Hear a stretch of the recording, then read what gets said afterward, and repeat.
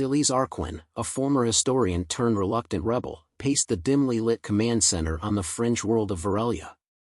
The screens around her flickered with covert transmissions and strategic maps, casting an eerie glow on her determined face. Her trusted comrade, Jorin, a grizzled ex-pilot, watched her with a mix of concern and admiration. "Still can't believe you're the same scholar who used to lecture us on the ethics of empire," Jorin remarked, breaking the tense silence. Siles stopped and turned, her eyes fierce. "I was a scholar until they hanged Valis. They turned me into this," she said, gesturing to the rebel sigils adorning the room. Jorin nodded, understanding her pain. "We've got more defectors today. Even some from the core worlds. Valis's execution has opened a lot of eyes." Siles approached the holographic table, tapping into a display that showed increasing support for their cause. Valis knew the risks. He knew the Empire's corruption ran deep, but he believed in exposing them, even if it cost him his life. A young tech officer interrupted them, her voice urgent. "Commander, we've intercepted a transmission. It's from the Ministry of Power, encoded, but we cracked it. It's big." Siles and Jorin leaned in as the officer played the decrypted message.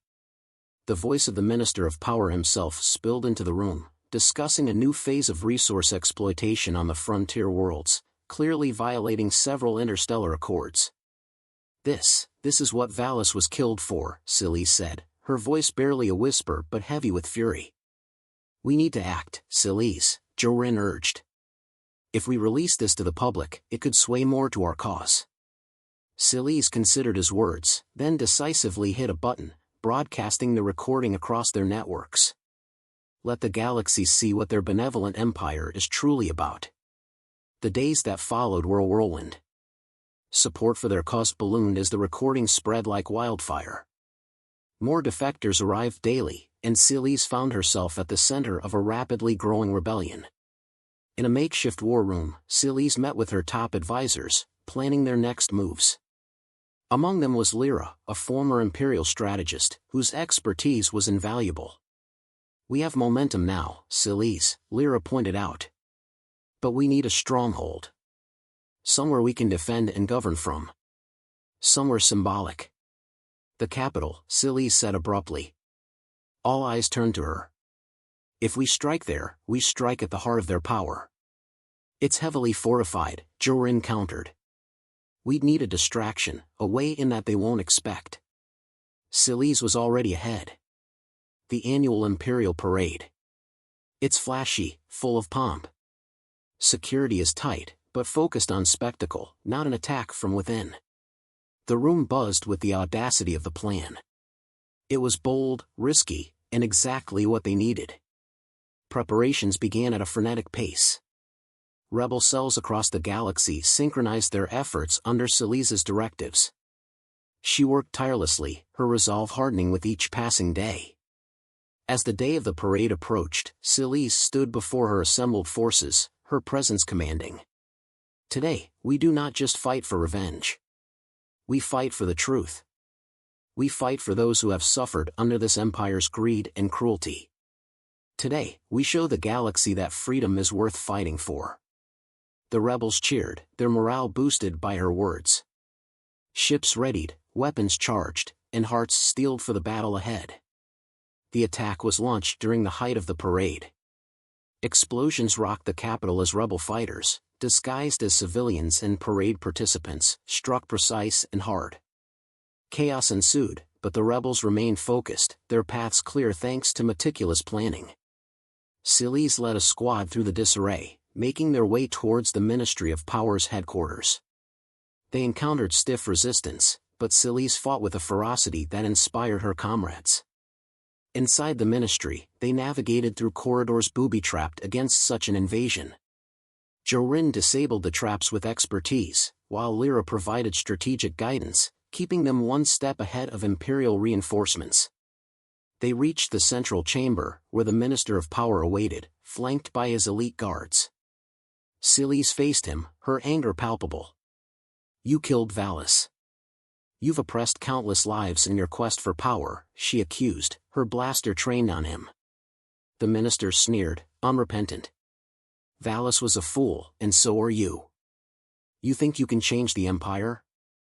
It's bigger than any one person. This is not about one person, Silis replied, her voice steady. It's about all of us. About what's right. The standoff ended swiftly. Silis acted without hesitation, her shot precise. With the minister down, the headquarters fell, signaling a decisive blow to the Empire. As they secured the building, Silis looked around at her weary but victorious team. They had done more than disrupt a parade, they had ignited a hope that would spread across the stars.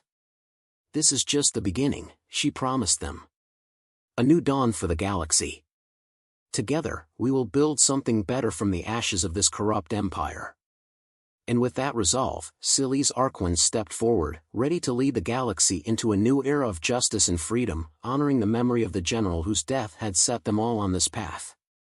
Silis's command center buzzed with the energy of victory and anticipation, days after their successful broadcast of the Empire's damning secrets. Rebel ranks swelled with new recruits outraged by the corruption they had been blind to, and Silis's leadership was now revered not just as a symbol of vengeance, but of hope. In the midst of strategizing their next move, an encrypted message cut through the static. It was from a high-ranking officer in the Imperial Navy, Commander Ronix, who had been quietly sympathetic to their cause.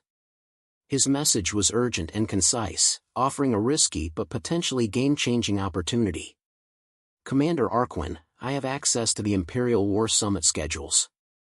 The entire ministry will be vulnerable during a retreat on Cyrones. Security will be less tight, expecting no threats so deep in controlled space. It's your best chance to strike. Ronix out. Silis, her heart racing with both the potential for a major strike and the risks involved, presented the plan to her inner circle. Jorin, ever the skeptic, voiced his concerns immediately. This could be a trap, Silis. Trusting an Imperial officer, even a defector, is risky. We could be walking into an ambush. Lyra, the strategist, chimed in with her usual calm demeanor. It's a calculated risk. If this is true, it's an unprecedented chance to take out the Ministry's core leadership. We cripple them, and the Empire's control over the outer sectors could falter. Silis weighed their arguments, her mind racing through scenarios. She knew leadership meant making the hard calls, and her gut told her this was their moment. We prepare for an ambush, but we proceed. We may not get another chance like this. Preparations were intense. Silis oversaw the assembly of a small, elite strike team, ensuring they were equipped with the best weaponry and tech the rebellion could muster. She drilled them personally, each maneuver practiced until it was second nature. The night before the mission, Silis couldn't sleep. She walked among the ships that would carry them to Cyrones, touching each hull as if imparting a silent blessing. Jorin found her there, the moonlight casting shadows across his weathered face. You should rest, Silis. Tomorrow will be demanding. Silis looked up, her eyes tired yet resolute. I know. But I keep thinking about Valis. About all we've lost and all we stand to lose. I have to believe it's worth it. Jorin placed a supportive hand on her shoulder. He would have been proud of you, of what you've become. We all are. We'll follow you into the heart of the Empire itself. Her resolve bolstered by Jorin's words, Silis finally sought a few hours of rest. The journey to Cyrones was fraught with tension, the silence aboard the ship heavy with the weight of what was to come. As they neared the planet, the reality of their mission set in. This was no mere skirmish, but a daring assault on the Empire's most guarded elite. Cyrones was more fortress than retreat, its defenses automated and lethal. However, Ronix's intel proved accurate, the usual layers of security were absent, relying on the isolation of the planet for protection. Silis's team infiltrated the compound under the cover of darkness, using stealth tech to evade sensors. They split into groups, each tasked with disabling communications and securing escape routes. Silis led the main assault, targeting the conference hall where the ministry leaders were gathered. As they breached the hall, Silis confronted the ministers, her weapon drawn but her voice steady. In the name of the millions you've oppressed, this ends now. chaos erupted as guards scrambled to protect the ministers. Blaster fire lit the hall, and Selese's team moved with precision, their training evident in every calculated shot and maneuver. Mid-battle, Selese spotted Ronix, fighting alongside a squad of rebels. Their eyes met briefly, a silent acknowledgement of the risk he had taken to help them. The fight was fierce but swift. Many ministers were captured, others fled, their arrogance replaced by fear. As Selese ordered her team to round up the prisoners, her comlink buzzed. It was Lyra, monitoring from orbit. Selese, Imperial reinforcements incoming. We need to extract now. Selese's heart sank. They had achieved a significant victory, but it was not without cost. As they retreated under heavy fire, she saw Ronix fall, a victim of the Empire he had betrayed. Back on their flagship, as they counted their losses and their gains, Selese addressed her weary team. Today, we struck a blow that will resonate across the galaxy. We've shown that the Empire is not invincible. We mourn our fallen, but we carry forward their spirit. The return journey was somber yet determined. Selese, standing at the helm, looked out into the stars, her mind already on the next challenge. They had won a battle, but the war for the galaxy's soul was just beginning, and she was ready to lead it every step of the way. The aftermath of their audacious strike on the Imperial retreat at Cyrones reverberated through the galaxy, shaking the very foundation of the Pax or Galactic Empire. News of the high-ranking officials' capture spread like wildfire, inspiring uprisings and further defections throughout the Empire. In the heart of this revolutionary fervor, Selese Arquin, once a historian and now a symbol of rebellion, faced her greatest challenge yet, maintaining the unity and momentum of a diverse and volatile alliance. Selese convened a secret council with her top advisors and representatives from the newly allied planets and factions. The air was thick with tension and the weight of responsibility as they gathered around a large, crude table made from salvaged ship parts in their hidden base. We have a brief window before the Empire regroups, Selese began, her voice firm despite the fatigue shadowing her features. We need a unified front to push through to the core worlds. Disjointed, we'll be picked off one by one. Murmurs of agreement met her words, but also whispers of dissent. A rugged-looking delegate from the mining colonies of Garrix spoke up, his voice rough with suspicion. And who leads this unified front? You expect us to just fall in line behind you? Selese met his gaze steadily. I don't expect anything. I'm asking you to consider what we can achieve together. Alone, none of our systems, not even Garrix, can withstand the full might of the Empire. Lyra, her strategist, added a tactical perspective. The Empire's forces are scattered, responding to multiple uprisings. It's our best chance to strike at the central command on Pax Era Prime. But it requires coordination and, yes, leadership. The room buzzed with heated discussions, each faction presenting their views, their concerns, and their demands.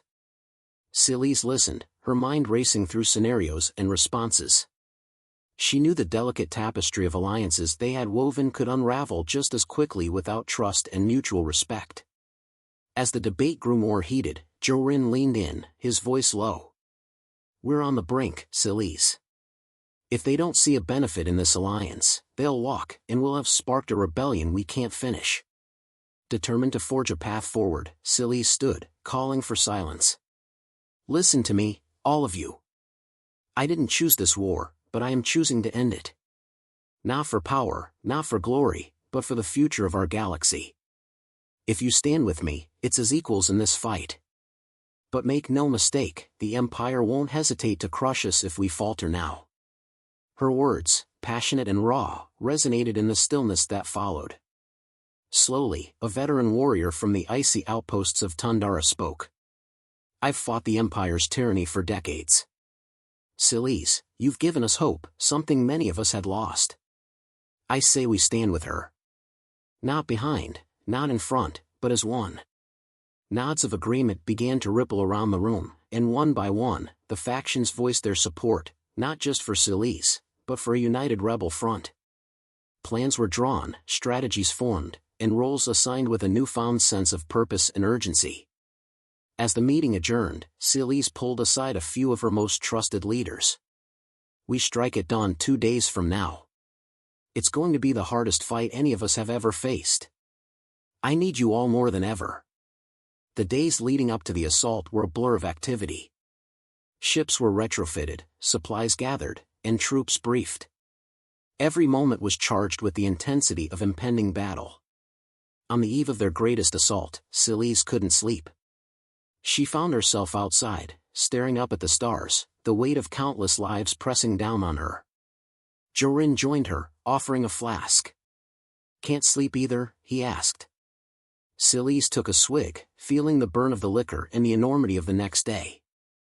"It feels like the night before everything ends, one way or another." "It's the night before we change everything," Jorin corrected softly. "Whatever happens, we've already changed so much." Dawn approached, and with it, their moment of truth. Celise addressed her assembled forces, her voice broadcasting across ships and troops stretched out across the dark expanse of space. "Today, we fight not just to overthrow a corrupt regime, but to reclaim our freedom, our dignity, and our right to live under a just rule. Today, we stand together, not as disparate rebels, but as a united force for change. For those of you who feel fear, know that you do not stand alone. We stand together, and together, we are unstoppable." As her speech ended, a roaring cheer erupted from the ranks, echoing through the ships and the void of space. Celise took her place at the command of the lead ship, her heart steady, her resolve unbreakable. The battle for Paxera Prime would be remembered not just as a clash of forces, but as the day a galaxy found its heart and fought back with a single, unified pulse. Celise, once a teacher of history, was ready to make it.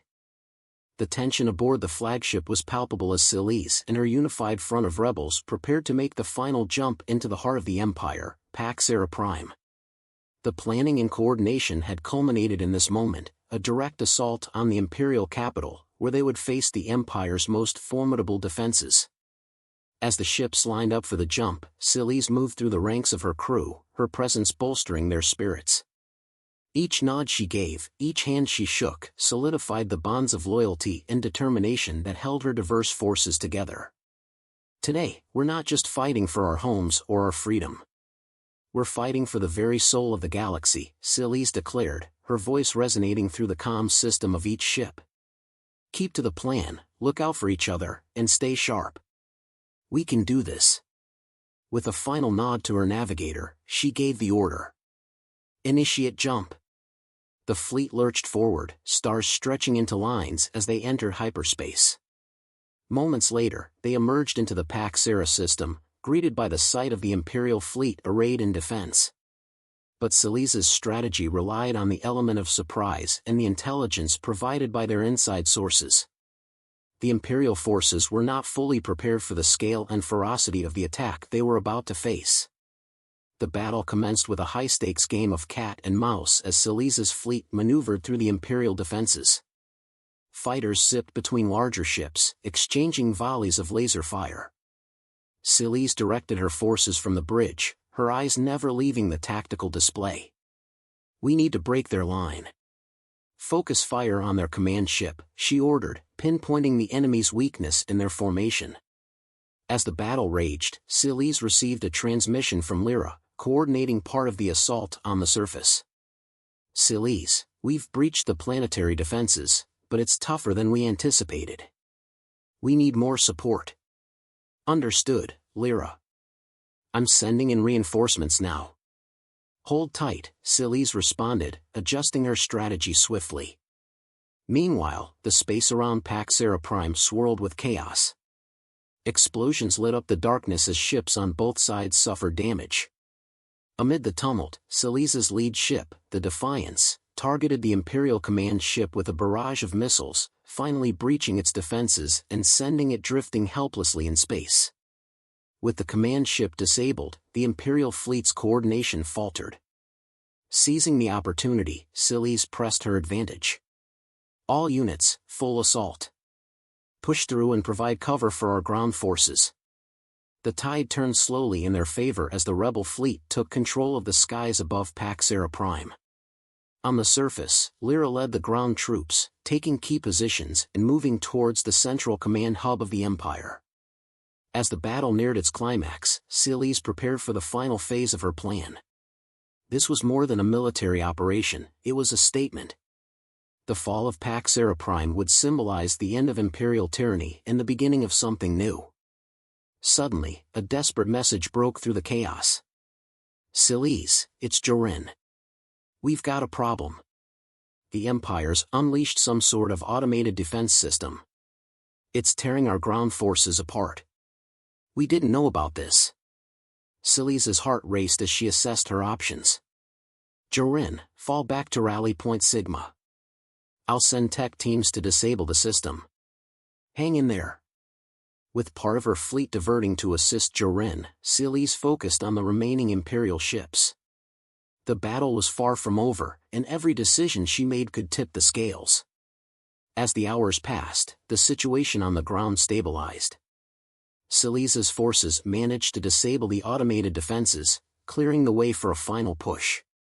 The capital loomed ahead, its once impenetrable walls now breached by her relentless fighters. The culmination of their struggle was at hand. As the sun rose over Pax Era Prime, a new day dawned for the galaxy. The capital fell, not with a triumphant roar, but with a solemn, dignified silence. The flag of the rebellion was raised over the ruins of the old regime. In the aftermath, Celise stood before her assembled troops, weary but victorious. This victory belongs to all of us. Together, we've shown that no force can suppress the will of a united galaxy. Now comes the task of building what comes next, a fair, just system where no world is left behind. The cheers of her people filled the air, a sound that carried hope for a future that once seemed impossible. As Celise looked out over the city, her thoughts turned to those they had lost, the sacrifices made. There was much to do, and the road ahead would be fraught with challenges. But for now, they had one, and that victory was sweet. Celise turned to her commanders, a slight smile breaking through the exhaustion. Let's get to work. We have a galaxy to rebuild. The dust of battle settled on Pax Era Prime, the stronghold of the once mighty Paxer Galactic Empire, now a testament to its downfall. Amid the ruins, Celise Arquin, leader of the rebel forces, faced the daunting task of forging a new order from the chaos. She convened the first assembly of the newly formed Coalition of Free Systems, gathering representatives from every sector of the galaxy in the Great Hall of the former Imperial Palace, now repurposed as a symbol of unity and change. Celise stood before the assembly, her presence commanding yet weary from the long war. We stand at the threshold of a new era, she began, her voice echoing in the vast chamber. We've torn down the old regime, but the harder task lies before us, to build a fair and just society. Murmurs of assent and apprehension filled the air as delegates from diverse worlds, each with their own visions for the future, listened intently. We must establish a government that represents all, not just the few. We must ensure freedom and justice flow to every corner of the galaxy, Celise continued, laying out her vision. The session that followed was intense. Delegates debated fiercely, each pushing for their planet's interests. Celise listened, mediated, and guided the discussions, ensuring every voice was heard. The debates were long and sometimes contentious, but under her leadership, a framework for a new constitution began to take shape. However, the path was not smooth. As the assembly adjourned for the day, Celise met with her closest advisors in a quieter antechamber. They're frightened, she observed. After years under the Empire's thumb, freedom is as daunting as it is welcome. Lyra, her chief strategist, nodded in agreement. It's a monumental change. They need time to adjust, to believe that they can govern themselves. Jorin, ever the pragmatist, added, and they're not just afraid of freedom, Celise. They're afraid of each other. Some of these worlds have old grudges that didn't disappear with the Empire. Celise sighed, feeling the weight of her role. Then we must help them see they're stronger together than apart.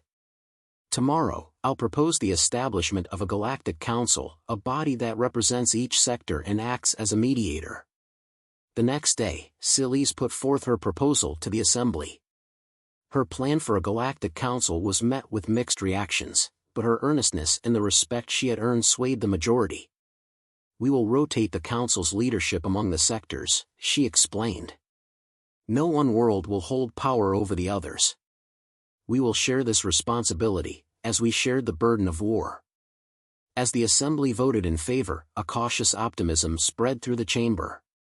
Plans were made to set up temporary governance structures, and committees were formed to tackle the galaxy's most pressing issues: rebuilding war-torn worlds, resettling displaced populations, and reviving trade routes.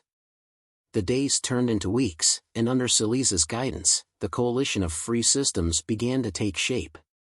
Celise found herself mediating disputes, championing rebuilding efforts, and continually pushing the diverse worlds towards unity. Yet, in the quieter moments, Celise wrestled with her own doubts and the fear of failing those who had placed their trust in her. One evening, as she walked through the corridors of the Coalition's new headquarters, she overheard a group of young delegates speaking passionately about the future they were helping to build. Their hope and enthusiasm bolstered her spirits. She realized that while the road was uncertain, the journey they were on was right. The new galaxy wouldn't be perfect, but it would be free, and it would be theirs to shape.